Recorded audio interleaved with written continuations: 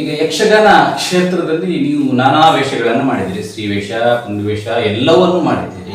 ನೀವು ಮೆಚ್ಚಿಕೊಂಡ ವೇಷ ಯಾವುದು? ಮೇಳಕ್ಕೆ ಸೇರ್ಪಡೆ ಆದ ವರ್ಷದಲ್ಲಿಯೇ ನನಗೆ ಪೆಟ್ಟಿಗೆ ಸಿಕ್ಕಿತ್ತು.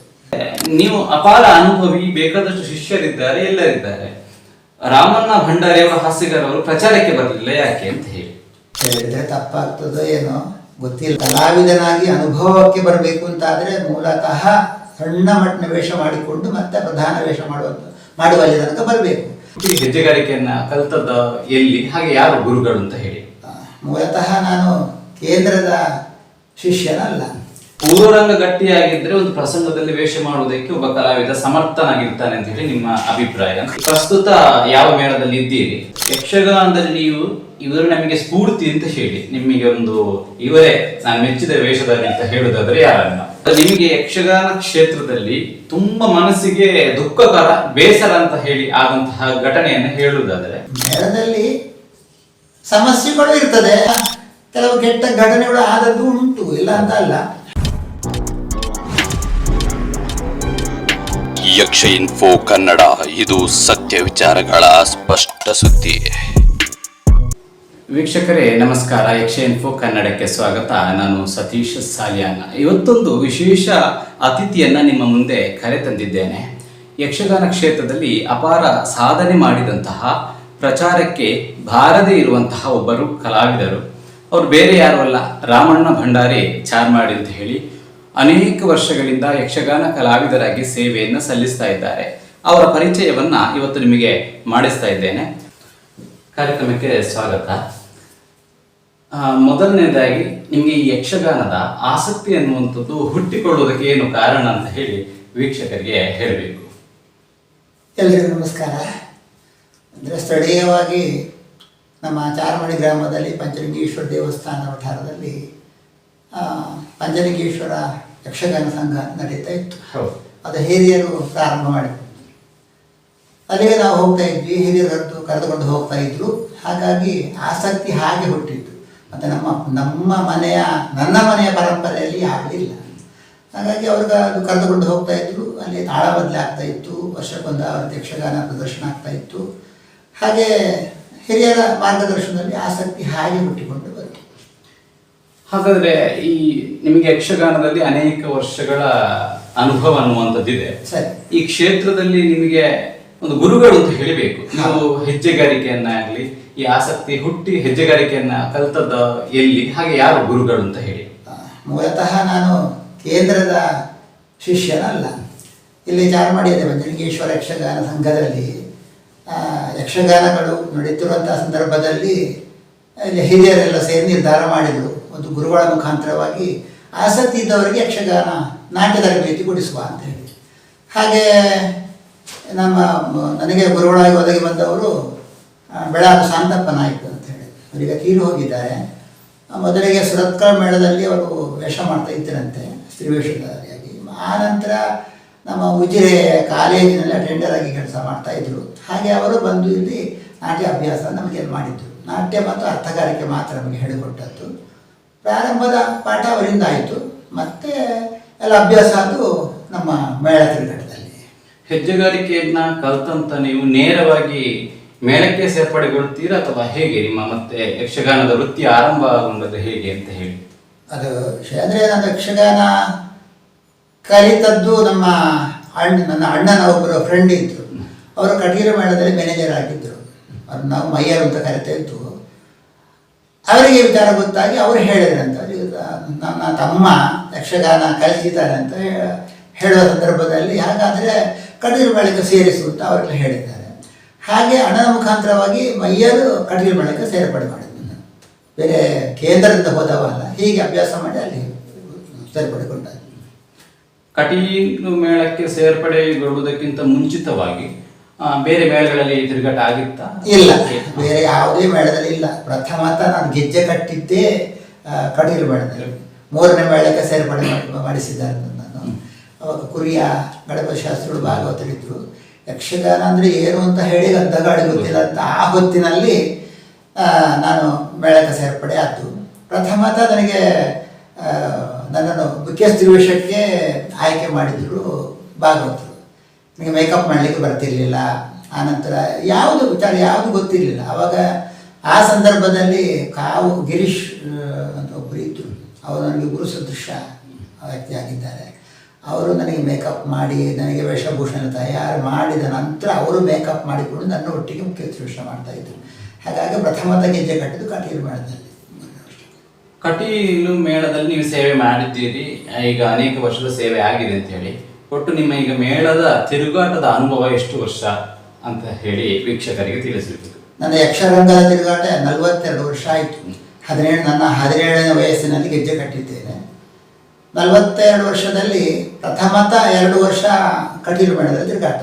ಆನಂತರ ಒಂದು 2 ವರ್ಷ ಆವಾಗಿನ ಬಪ್ಪನಾಡು ಮೇಳದ ಇಲ್ಲಿ ಧರ್ಮಸ್ಥಳದಲ್ಲಿ ಕಾಮತ್ರ ಅಂತ ಒಬ್ಬರಿದ್ರು, ಅವರು ಮೇಳ ಮಾಡಿದ್ದು. ಅವರು ನಮ್ಮ ದೇವಸ್ಥಾನದ ಮುಕ್ತೇಶ್ವರಾಗಿದ್ದ ಕಾರಣ ನಾನು ಯಕ್ಷಗಾನ ಕಲಾವಿದ ಅಂತ ಗೊತ್ತಾಗಿ ಅವರು ಒತ್ತಡ ಹಾಕಿದ್ರು ನಮ್ಮ ಮೇಳಕ್ಕೆ ಬರಬೇಕು ಅಂತ. ಹಾಗೆ 2 ವರ್ಷ ಅವರ ಮೇಳದ ತಿರುಗಾಟ ಮಾಡಿದ್ದೇನೆ, ಬಪ್ಪನಾಡು ಮೇಳ ಆವಾಗಿನದ್ದು.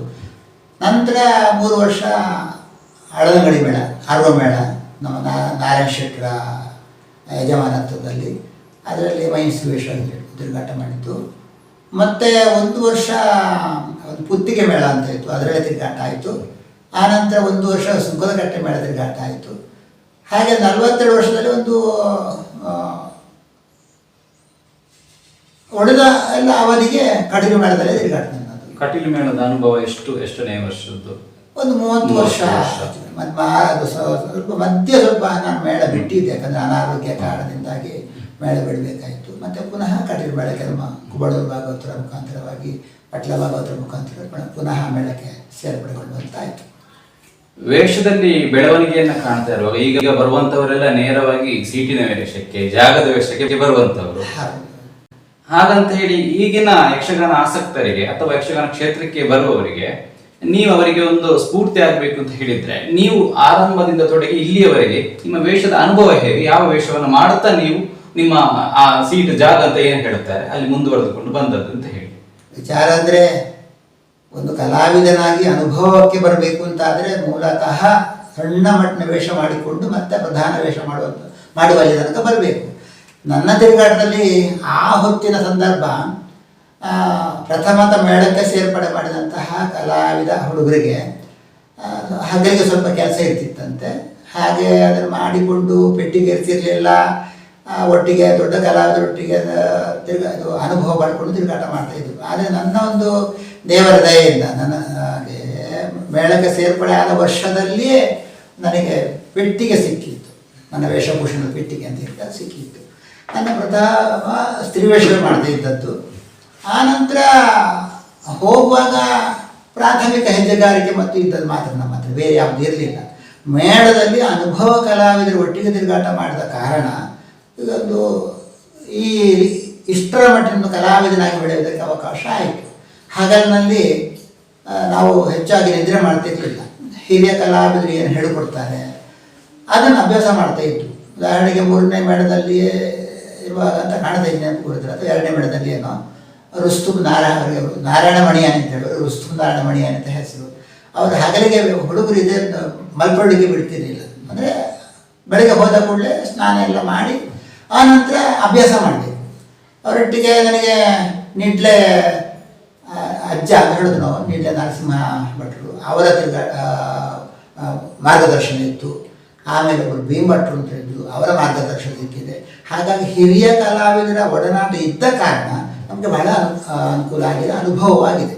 ಹೇಳೋದನ್ನೇ ಈಗ ನಾವು ಈಗಿನ ವಿಚಾರ ಹೌದು, ನೀವು ಹೇಳಿದಾಗೆ ಯೂಟ್ಯೂಬ್ ಕಲಾವಿದರು ಜಾಸ್ತಿ ಆಗಿದ್ದಾರೆ. ಆದರೆ ಅದಲ್ಲ, ಮೂಲತಃ ಅನುಭವಿಸಿ ಅನುಭವ ಮಾಡಿಕೊಂಡು ಒಬ್ಬ ಕಲಾವಿದನಾಗಿ ಬಂದರೆ ರಂಗದೊಳಗೆ ಒಂದು ಎಲ್ಲಿ ನಿಲ್ಲಬೇಕು, ಯಾವ ವೇಷ ಯಾವ ಕ್ರಮದಲ್ಲಿ ಮಾತಾಡಬೇಕು ಇತ್ಯಾದಿ ಕೆಲವೆಲ್ಲ ಅನುಭವಗಳು ದೊರಕುತ್ತದೆ. ಪೂರ್ವರಂಗ ಗಟ್ಟಿಯಾಗಿದ್ರೆ ಒಂದು ಪ್ರಸಂಗದಲ್ಲಿ ವೇಷ ಮಾಡುವುದಕ್ಕೆ ಒಬ್ಬ ಕಲಾವಿದ ಸಮರ್ಥನಾಗಿರ್ತಾನೆ ಅಂತ ಹೇಳಿ ನಿಮ್ಮ ಅಭಿಪ್ರಾಯ? ಖಂಡಿತ ಖಂಡಿತ. ಈಗ ಪ್ರಸ್ತುತ ಯಾವ ಮೇಳದಲ್ಲಿ ಇದ್ದೀರಿ, ಎಷ್ಟನೇ ಸೆಟ್ ಅಲ್ಲಿ ಇದ್ದೀರಿ ಅಂತ ಹೇಳಿ? ಕಟೀಲು ಮೇಳ ಅಂದ್ರೆ ಯಾವ ಸೆಟ್ ಅಲ್ಲಿ ಅಂತ ಹೇಳಿ ವೀಕ್ಷಕರಿಗೆ? ಈಗ ನನ್ನ ತಿರುಗಾಟದ ಕಟೀಲು ಮೇಳದಲ್ಲಿ ಆಗ್ತಾ ಉಂಟು. ಈಗ ಕಳೆದ ತಿರುಗಾಟದಲ್ಲಿ 2ನೇ ಸೆಟ್ ಅಲ್ಲಿ ಹಾಸ್ಯಗಾರನಾಗಿದ್ದೆ ನಾನು. ಇನ್ನು ಬರುವ ನವೆಂಬರ್ 16ನೇ ತಾರೀಕಿಗೆ ಮೇಳ ಪ್ರಾರಂಭ ಆಗ್ತದೆ. ಬದಲಾವಣೆಗಳು ಸಹಜ, ಅದಕ್ಕೆ ನಾವು ಒಪ್ಪಿಕೊಳ್ಬೇಕಾಗ್ತದೆ. ಯಜಮಾನರು ಯಾವ ಸಟ್ಟಿಗೆ ಹಾಕ್ತಾರೆ ಅದನ್ನು ನಾವು ಒಪ್ಪಿಕೊಂಡು ಒಗ್ಗಿಕೊಂಡು ತಿರುಗಾಟ ಮಾಡಬೇಕಾಗ್ತದೆ. ಯಕ್ಷಗಾನದಲ್ಲಿ ನೀವು ಇವರು ನಮಗೆ ಸ್ಫೂರ್ತಿ ಅಂತ ಹೇಳಿ ನಿಮಗೆ ಒಂದು ಇವರೇ ನಾನು ಮೆಚ್ಚಿದ ವೇಷಧಾರಿ ಅಂತ ಹೇಳುದಾದ್ರೆ ಯಾರನ್ನ? ಕಿರೀಟ ವೇಷ, ಪುಂಡು ವೇಷ ಯಾವುದು ಆಗ್ಬೋದು? ನಮಗೆ ಒಬ್ಬಿಬ್ರು ಅಂತಲ್ಲ, ಹಲವಾರು ಮಂದಿ ಇದ್ದಾರೆ.